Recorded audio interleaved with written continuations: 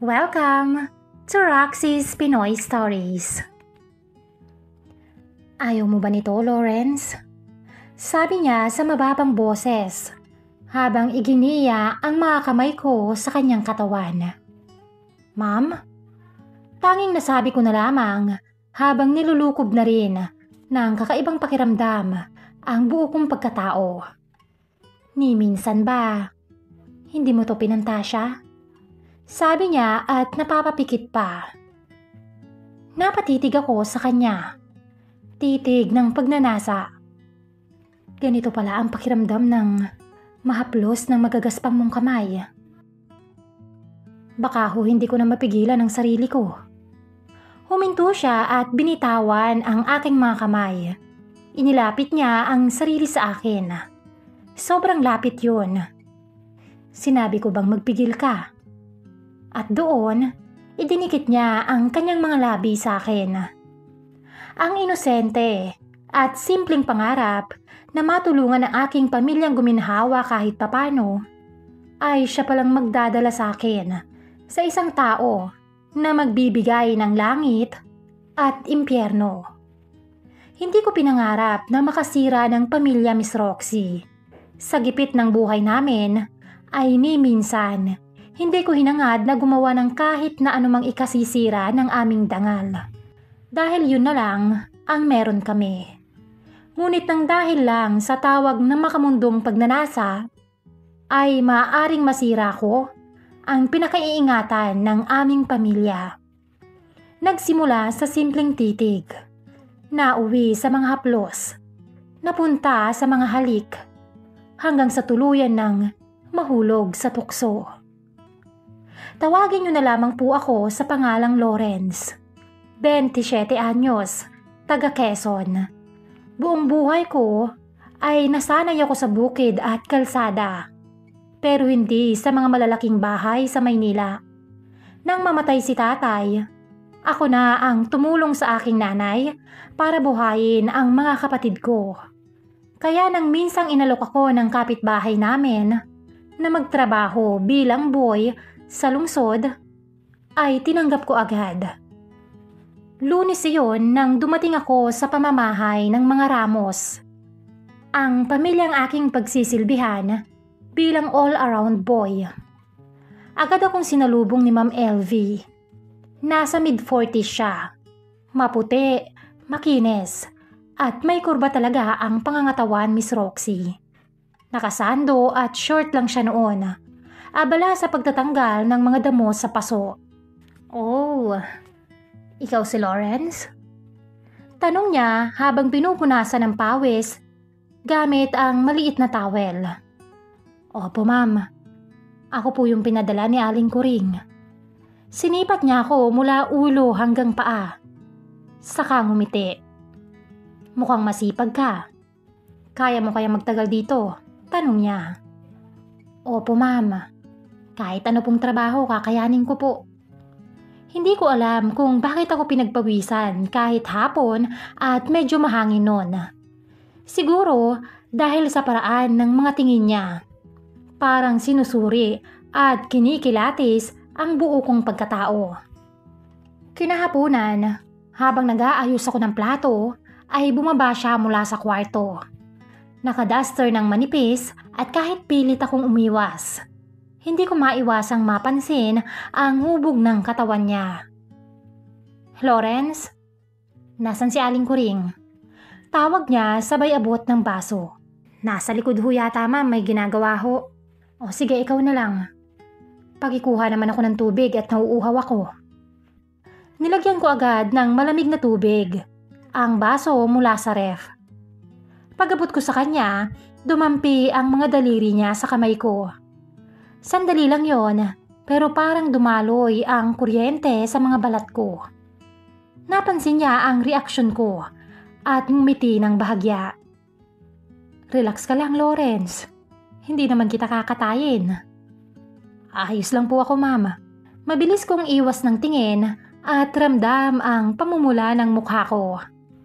Mahina siyang natawa bago uminom. 27 ka na, tama? Pero halatang inosente. Sabi niya, saka tumango-tango. In fairness, magaan ang loob ko sa'yo. Natigilan ako, pero sa likod ng isip ko, isiniksik kong may asawang tao ang among babae na kaharap ko. Narinig ko mula kay Aling Kuring na nagtatrabaho sa isang insurance company ang asawa ni Ma'am. Naka-assign sa isang branch sa Pampanga, kaya madalas ay wala rito sa bahay. At tuwing gabi, ramdam kong may puwang sa tahimik na mansyon na ito. At sa bawat titig at ngiti ni Ma'am LV, parang ako ang ipinupuno niya sa puwang na yun. Lumipas pa ang ilang linggo mula nang magsimula ako sa bahay ng mga Ramos.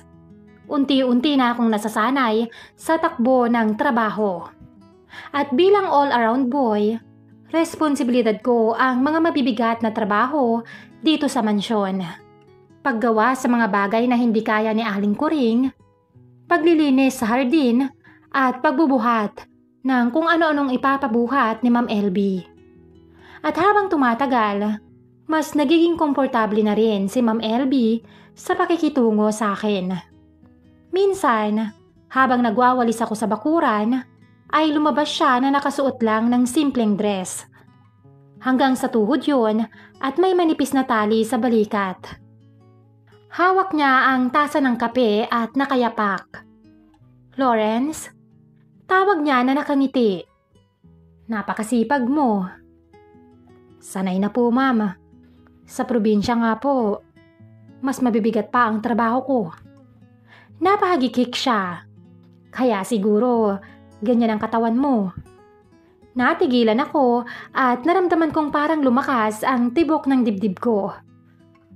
Ano pong ibig niyong sabihin, Ma'am? Tingnan mo ang sarili mo. Turo niya sa braso kong medyo mamasel dahil sa pagbubuhat ng mabibigat na balde sa probinsya. Ang lalaki, di ba? Siguro kahit 10 sako ng bigas, kaya mong buhatin. Ngumiti ako at medyo nahiya. Depende po, Ma'am, kung gaano ho kabigat. Sinabayan niya pa ng biro. Kung ako kaya, kaya mo?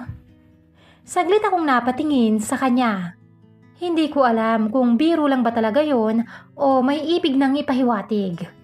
Pero nang makita ko ang mga ngiti niya, yung ngiti na may kasama pang titig na parang tumatagos. Parang kinain ng init ang loob ko. Simula noon, naging madalas ang ganitong mga banayad na biro ni Ma'am LV. Habang inaabot ko ang mga pinapakuha niya. Salamat, gwapo. Kapag pinupunasan ko ang mesa, bigla niyang sasabihin, buti ka pa. Palaging naririto at natutulungan ako sa mga maliliit na bagay. Samantalang yung asawa ko, lagi na lang absent. Sabay buntong hininga. At dun ko napansin, madalas niya nang nababanggit si Sir Anton. Laging wala, laging abala. At sa bawat reklamo niya, ramdam ko ang lungkot sa mga tono ng boses niya. Maging ako ay saksi sa kanyang pangungulila sa asawa. Bilang nga lang sa aking mga daliri kung ilang beses ko siyang nakita rito sa bahay. Isang gabi, pagkababa ko sa hagdan, ay bigla siyang pumwesto sa likuran ko. Ramdam ko ang mainit na paghinga niya sa batok ko. Magaling ka pala sa mga ganito. Pulong niya. Hindi naman po masyado, Ma'am. Nasanay na lang din ho sa bahay. Paglingon ko, ay halos magdikit ang mga mukha namin. Mabilis siyang umatras. Pero hindi ko na mabura sa isip ko ang malagkit niyang tingin. Pagkatapos kong ayusin ang ilaw ng gabing yon, ay humiga ako sa maliit kong kwarto. Hindi mawala sa utak ko ang imahe ni Ma'am LV. Ang maputing balat niya, ang hubog ng katawan niya sa suot niyang dress, at ang mga mata niyang may lambing, pero may halo ring lungkot.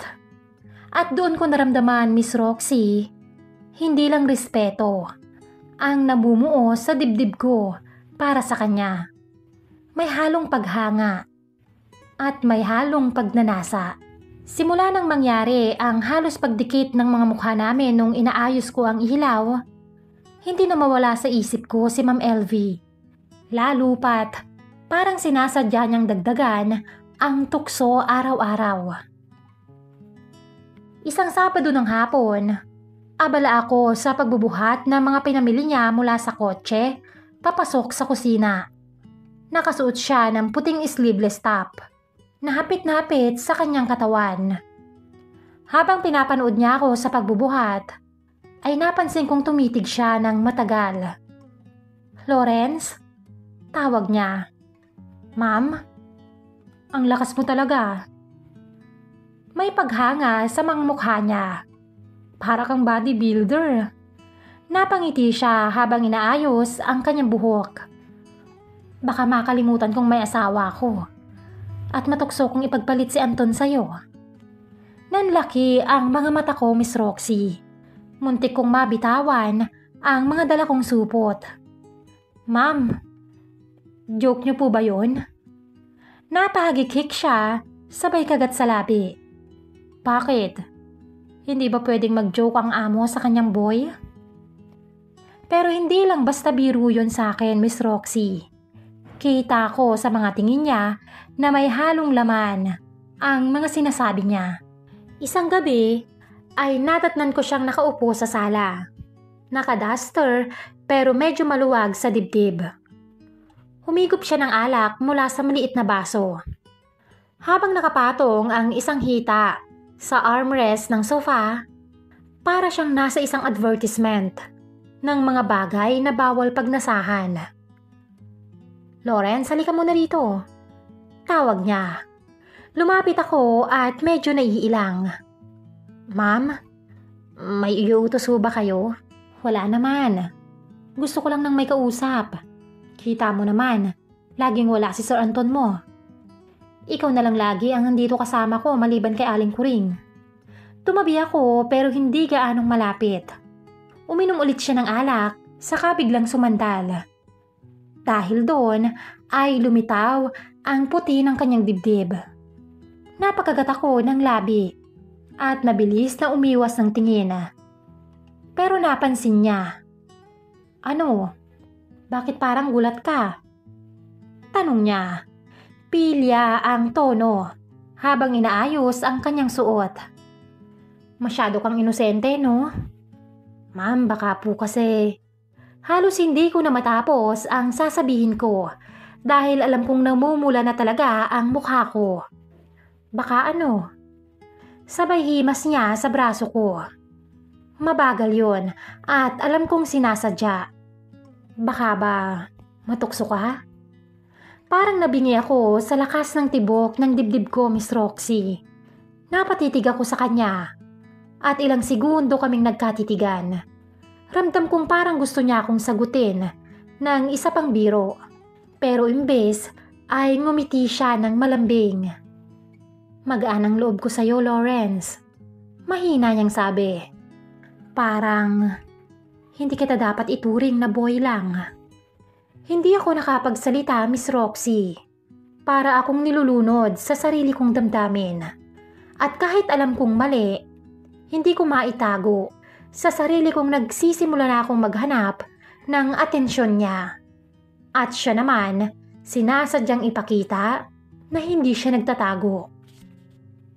Sa mga gabing yon, bawat titig niya, bawat lambing, at bawat joke ay nagiging mga patibong na unti-unting nagpahulog sa akin. Kinabukasan ay pinatawag ako ni Ma'am LV. Kasama noon si Aling Kuring. "Paano ba yan, Lawrence?" Nagpapaalam si Aling Kuring. "May kailangan daw siyang ayusin sa probinsya nyo. Kaya mo ba na ikaw muna ang kasama ko rito?" "Opo ma'am, wala hong problema.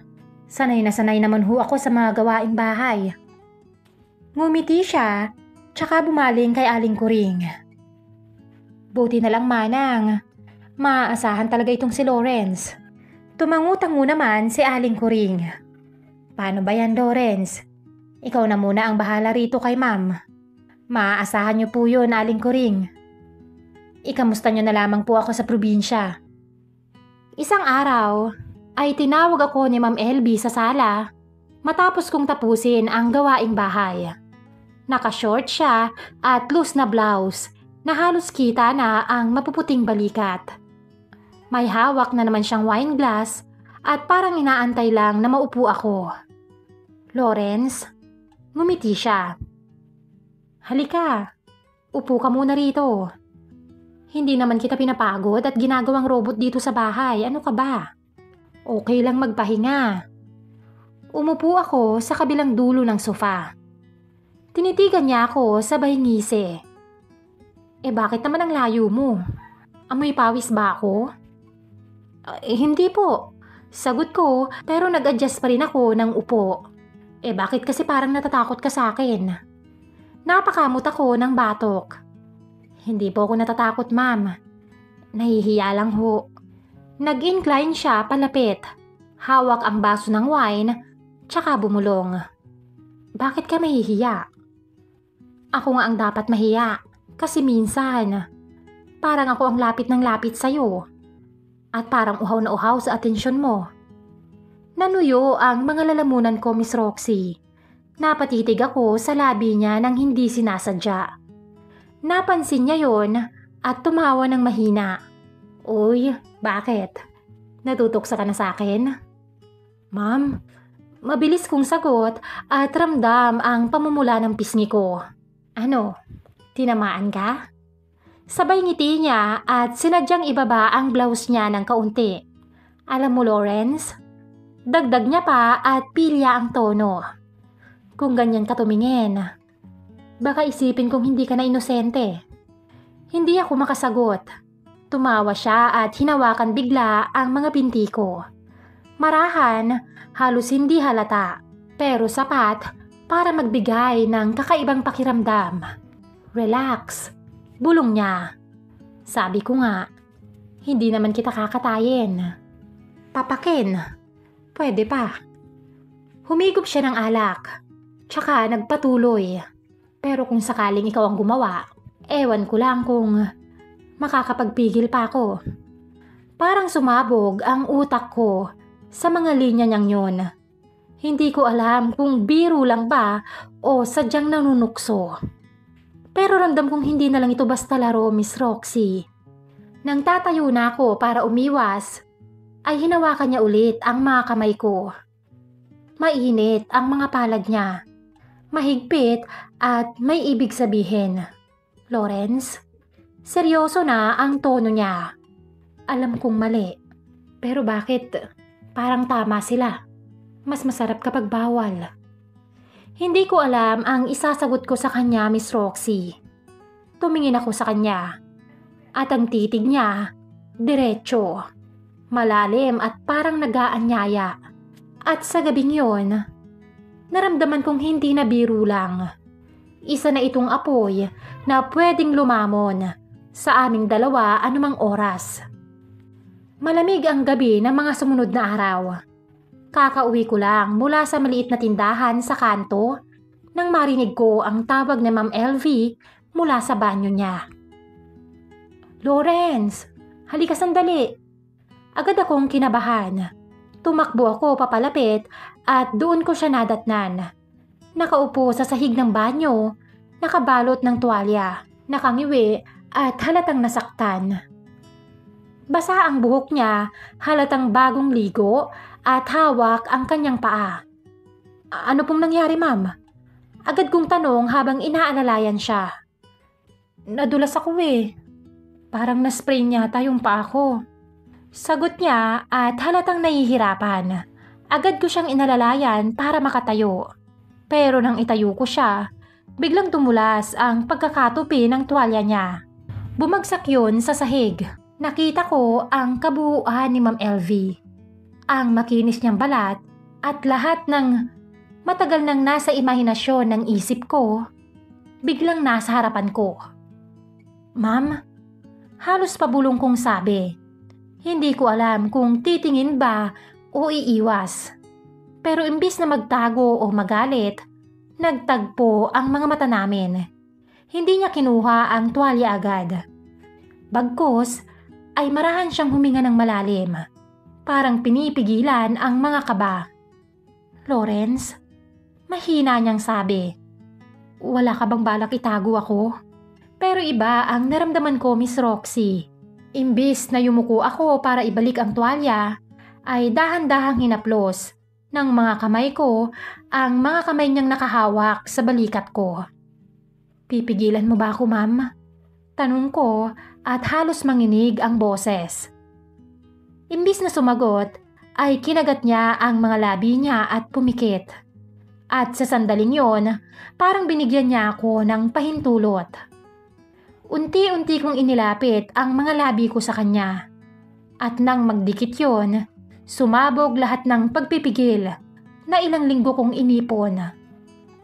Marahan ang mga naging halik, pero sabik. Parang matagal na rin niyang gustong mangyari ang mga bagay na yon. At sa mismong banyo ng kwarto niya, doon nagsimula ang kasalanan naming dalawa. Hindi aksidente ang mga sumunod na nangyari. Pinili naming pareho, Miss Roxy. Alam kong bawal. Alam naming mali.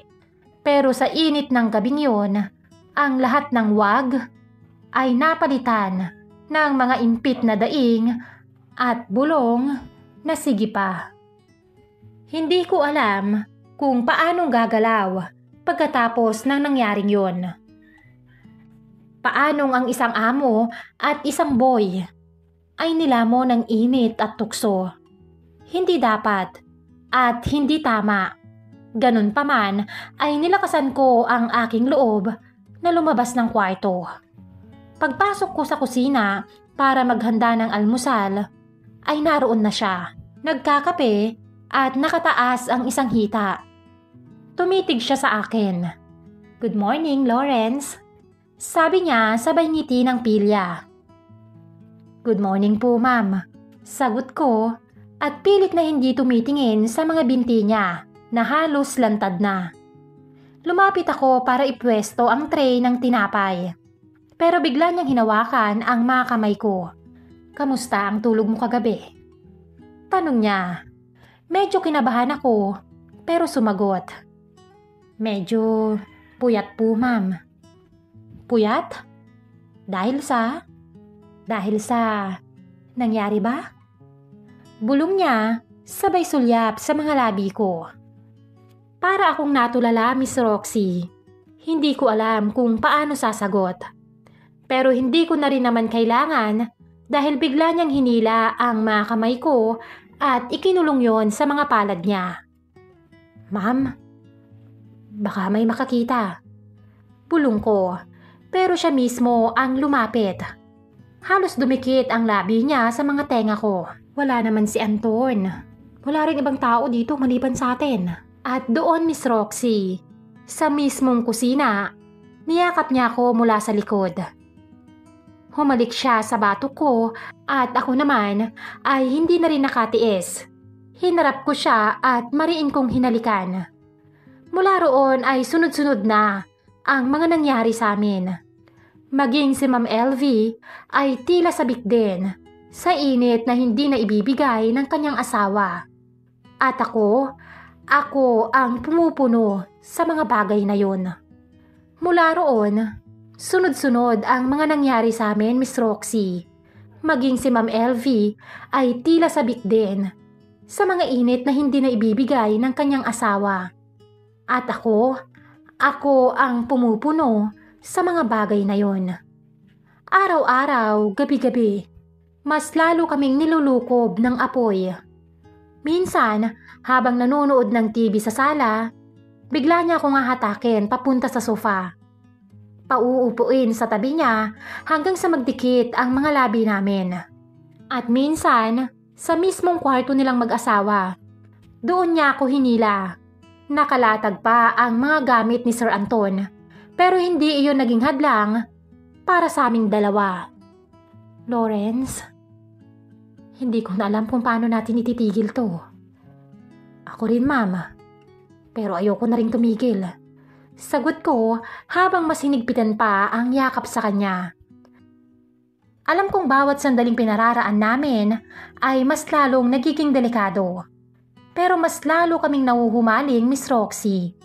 At sa mga oras na yon, isa lang ang malinaw. Pinipili namin pareho ang apoy kahit alam namin na darating ang araw na susunugin rin kami nito. Akala ko nung una, masaya lang, Miss Roxy, na para bang ako ang pinili ni Ma'am LV sa kabila ng lahat. Na ako ang nagbigay sa kanya ng mga bagay na hindi niya natagpuan kay Sir Anton. Pero habang tumatagal, unti-unti kong nararamdaman ang bigat sa dibdib ko. Sa bawat umaga na nakikita ko siyang nag-aayos ng almusal, nakangiti pa rin at parang walang nangyayari. Para akong sinasakal. Sa bawat tawag ni Sir Anton mula sa Pampanga, para akong binubulaga ng katotohanan na ako ang sumisira sa pamilyang to. At sa bawat hawak ni Ma'am LV sa kamay ko, kapag nagtatama ang aming mga tingin, parang naaanod naman ang konsensya na umuusig sa akin. Minsan habang nasa kwarto akong mag-isa, ay naiisip ko, paano kung mahuli kami? Paano kung malaman ni Sir Anton? Pero higit pa doon, mas mabigat ang tanong. Paano kung dumating ang araw na hindi na kami makatiis at tuluyan ng masira ang kanilang pamilya? Oo, gusto ko siya, Miss Roxy. Gusto namin lahat ang nangyayari. Pero gabi-gabi, kapag hindi ako dinadalaw ng antok, ang bumabalik lang sa isip ko ay ang unang beses na bumagsak ang tuwalya niya sa banyo, ang unang halik namin, at ang paulit-ulit naming pagpili sa mali. At doon ko na-realize, Miss Roxy, sa bawat halik, sa bawat yakap, sa bawat daing, unti-unting nawawala ang bahagi ng sarili ko na minsan ay malinis pa. Kung ikaw po ang nasa kalagayan ko, Miss Roxy, pipiliin mo bang ituloy ang apoy kahit alam mong sinusunog ka na nito? O titigil ka na kahit ibig sabihin nun ay iwanan ang tanging taong nagparamdam sa'yo ng totoong ganda ng buhay? Maraming salamat po sa inyong pakikinig. Hanggang dito na lamang, Lawrence. Please subscribe sa ating channel and tap the notification bell para updated sa mga susunod na istorya. Ang inyong lingkod, Miss Roxy.